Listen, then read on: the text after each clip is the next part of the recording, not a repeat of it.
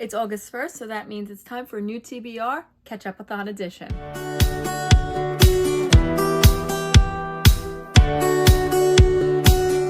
Hi friends, welcome back to Pages and Chaos, and I'm going to share with you today my TBR for the first 2 weeks of August for Ketchupathon.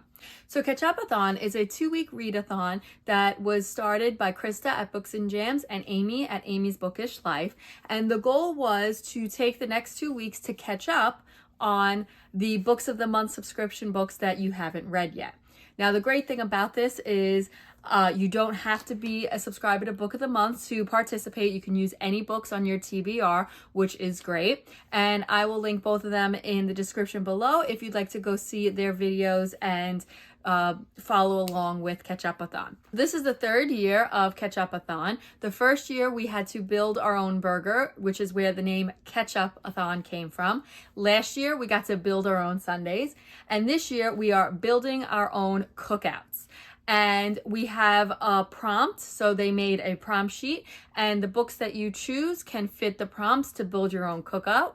The great thing about this is you can double up if you'd like. Otherwise, you can try to pick a book that will reach each of the prompts. Now, I always have a lot to catch up on because I have a habit of getting a book each month, even if I'm not that interested in the book, which I'm making it a goal to actually not do that.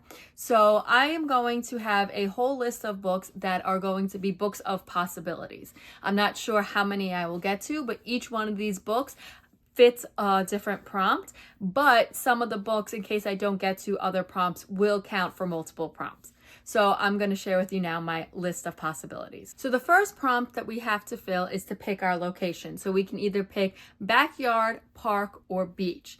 And I have 2 possible books for this prompt depending on what it is I'm in the mood to read. So first up, I'm going to pick a book that would fit backyard, meaning it's a book that is set in our state or in our country. And I'm going to pick, if I decide to read it, Manhattan Beach, which takes place in New York City. And as many of you know, I'm from Staten Island, so this would be my backyard. Manhattan Beach is a historical fiction that follows Anna, who actually has to get a job during the war, and she gets a job at the Brooklyn Naval Yard after her father has disappeared. And this is like one of the very few places where women can actually get jobs during the war. And she actually becomes one of the first female divers in the occupation. So I thought this was really cool. This was one of the first books. This is from October 2017. So I've been a member since the end of 2016. This has been on my shelves for a long time. So I really think I could pick this one up, and I'm hoping that I will be able to get through this one pretty quickly. The next book that I picked would be for a different location, and that would be the park, which is a nature setting. Now, if I pick that one, I'm going to pick Wayward.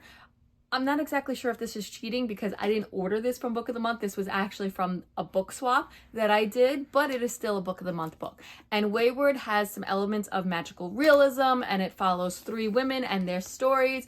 And one of the storylines takes place in this overgrown garden and cottage, so I think that would be perfect for the nature setting. The next prompt is to pick who we are inviting to this cookout. So we can pick family, friends, or neighbors. And the book that I am choosing for this prompt is going to fulfill the family prompt, and that is The Firekeeper's Daughter. This is a YA book about 18-year-old Danius Fontaine, who is part of the Ojibwe tribe, and she is never really feeling that she fits in with her life at her high school or with her life on the reservation.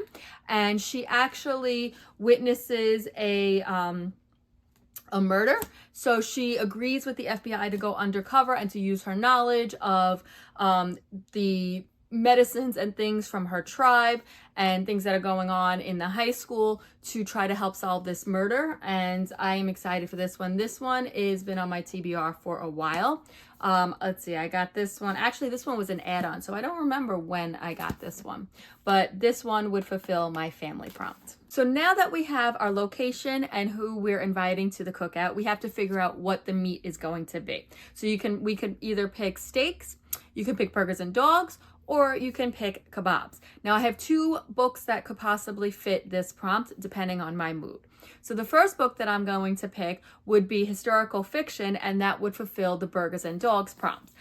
I picked Kristen Hanna, The Four Winds. This one, again, Kristen Hanna, she is known for The Nightingale. I think the one that she most recently came out with was The Women. So this one takes place in 1921, okay, right after World War I, going into the Dust Bowl, I believe, and the Great Depression. And it follows Elsa Wolcott, who is too old to marry when that was her only option. So she now has to figure out her life throughout this time period of the Great Depression and things like that. So if I get burgers and dogs, then this is what I would read. And if I have time, I might also choose Shish Kebabs, which would be a mystery or thriller. So for that prompt, I picked The Last Time I Lied by Riley Sager. This one I know is a very popular one. I got this one in July of 2018. So again, it's been on my shelves for a while. Okay, and this is about a young woman who returns to her childhood summer camp to uncover the truth about a tragedy that happened 15 years ago. So this would be Shish Kebabs because it is a mystery / thriller. Now, the next thing we have to figure out is what sides we're going to bring to this cookout. I have 5 possible books that would fit these prompts that I could read. There is 6 altogether, but one of them I'm choosing not to do because I don't like baked beans, so I'm not going to do that. But anyway, here's the books that I chose for my sides. So for the pasta salad prompt, I picked The Clockmaker's Daughter by Kate Morton because it is in multiple points of view. And when you think of a pasta salad, you think of all the multiple things that go into making this yummy dish. So I chose that. And if I read this one and for some reason I don't get to one of my other prompts, can also fit my historical fiction prompt for my guests at the barbecue. So the next side would be a fruit salad. And for this prompt, we had to choose a book with a colorful cover. So I picked Just for the Summer by Abby Jimenez, which is the 3rd book in the Just Part of Your World companion series. So this one is 4 dates, a kiss, and a breakup. That's all it will take to find their soulmate. So I cannot wait to read this one. I just got this book in the last book of the month. It was my add-on. The next prompt is chips. And for this prompt, we had to pick our shortest book on our shelves. So this book is probably my shortest. I might have another one that is just as short as this one, but this one I had on my list last year and I just never got to it. And that is The Paris Hours. This is a historical fiction book that follows 1927 Paris and Josephine Baker and her role that she plays in the music world during that time period. So this book is, I think, less than 300 pages. Yeah, 258 pages. So this is definitely one of my shortest books on that shelf. The next prompt for the sides would be a mac and cheese side. And for this prompt, we had to choose a book with 2 people on the cover.